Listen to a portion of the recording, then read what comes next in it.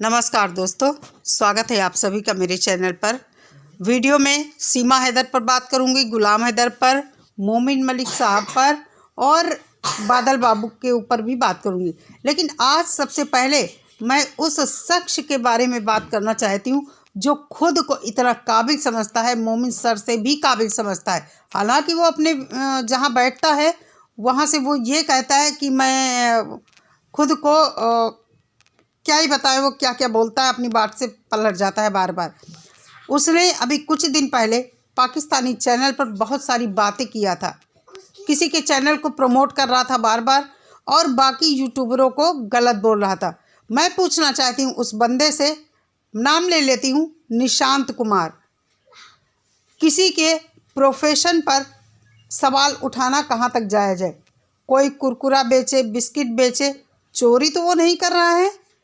आपको शर्म आनी चाहिए कि वो बंदी कुरकुरा बेचती है या कुछ भी बेचती है, एक गलत तरीके से हमारे देश में घुसी महिला के खिलाफ आवाज़ उठा रही है, भारत सरकार से रिक्वेस्ट कर रही है, 4 बच्चों के लिए वीडियो बना रही है।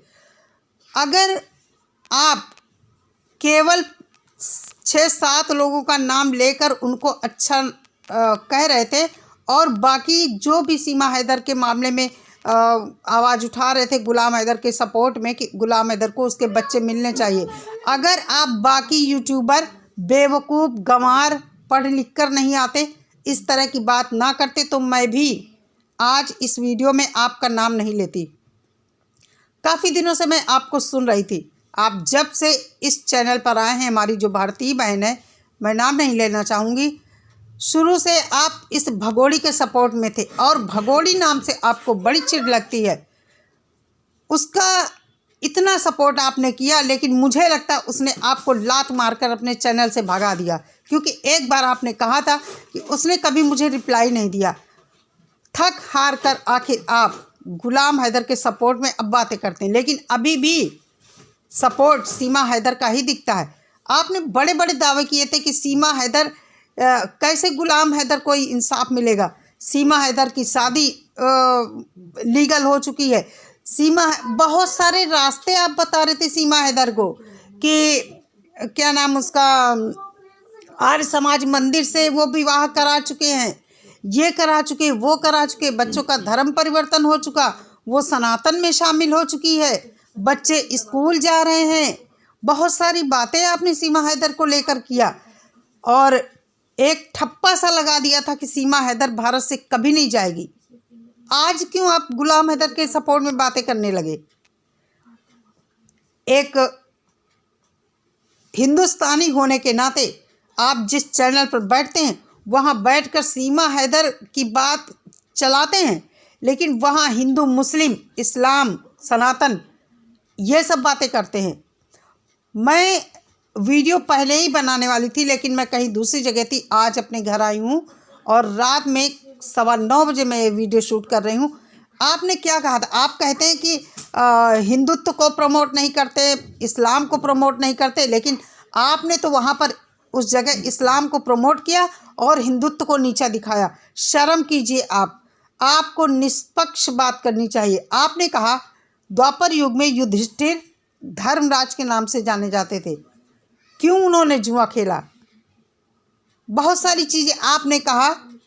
पुरी में जगन्नाथ जी के मंदिर में प्रसाद एक तरफ से चढ़ता है, दूसरी तरफ से बाहर बिकता है, पैसे लेकर लोगों को दर्शन कराए जाते हैं।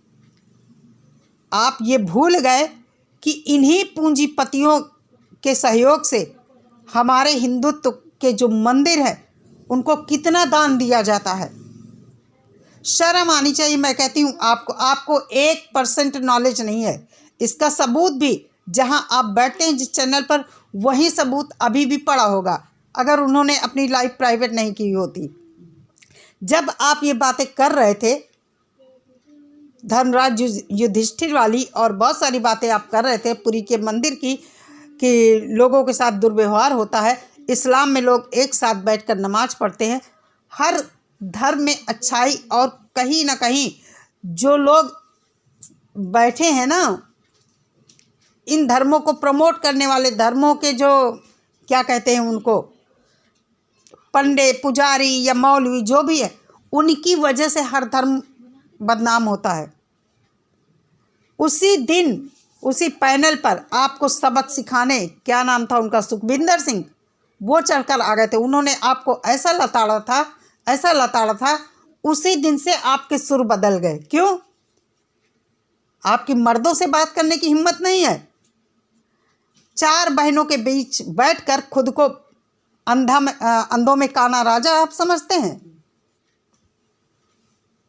मैं कहती हूँ आपको शर्म आनी चाहिए, बाज आइए इस हरकत से। आप किसी का भी सपोर्ट करें, सीमा भगोड़ी का सपोर्ट करें, गुलाम का सपोर्ट करें, लेकिन आप सबको एक तराजू में नहीं तौल सकते। सबको ये नहीं कह सकते हैं कि अपने घर का काम नहीं करती हैं, दिन भर सुबह से बैठ जाती हैं वीडियो छापने और बेवकूफ़ हैं, पढ़ी लिखी नहीं हैं। किसने राइट दिया है आपको इस तरह की बात करने का? कितने पढ़े लिखे हैं आप? क्या पता आप क्या करते हो? आप दूसरे के प्रोफेशन पर उंगली उठाते हैं। मैं भी आपके प्रोफेशन पर उंगली उठा सकती हूँ, मैं भी आपको कुछ गलत सलत बोल सकती हूँ, लेकिन मैं नहीं बोलूँगी, क्योंकि मेरा एक रिएक्शन चैनल है। मैं सब के बारे में, चाहे कोई व्लॉगर हो, चाहे समाज में कुछ उल्टा सीधा गलत हो रहा हो, चाहे कोई गलत बयानबाजी कर रहा हो, ज़रूर बोलूँगी उस पर। हाँ, तब न बोलती अगर आप 6-7 लोगों के अलावा बाकायदा, कितने चमचे हैं आप, कितना तलवा चाटने में आप माहिर हैं। शाहिद हुसैन को कभी आप गलत बोलते थे, उसी के पैनल पर जाकर उसके तलवे चाटने लगे, उसको अच्छा बताने लगे कि शाहिद हुसैन सबसे अच्छे पत्रकार हैं, सबसे अच्छा काम करते हैं। गुलाम हैदर का सबसे ज़्यादा सपोर्ट आपने किया। आपने कहा गुड़िया मैडम, आबदा बेगम और जाने किस किस का नाम लिया, वो लोग अच्छे, इनके अलावा कोई भी यूट्यूब पर नहीं अच्छा है। अच्छा, मैं तो कहती हूँ सबसे घटिया इंसान अगर यूट्यूब पर कोई है तो आप गुड़िया मैडम के चैनल पर आए हैं और उनके चैनल को आप नीचे गिरा रहे हैं, क्योंकि आप वहाँ बैठकर सनातन इस्लाम की बातें तो आप भी खूब करते हैं। किसने राइट दिया आपको कि यूट्यूब पर केवल 6-7 लोग अच्छे हैं, बाकी सब गंवार हैं, बेवकूफ़ हैं?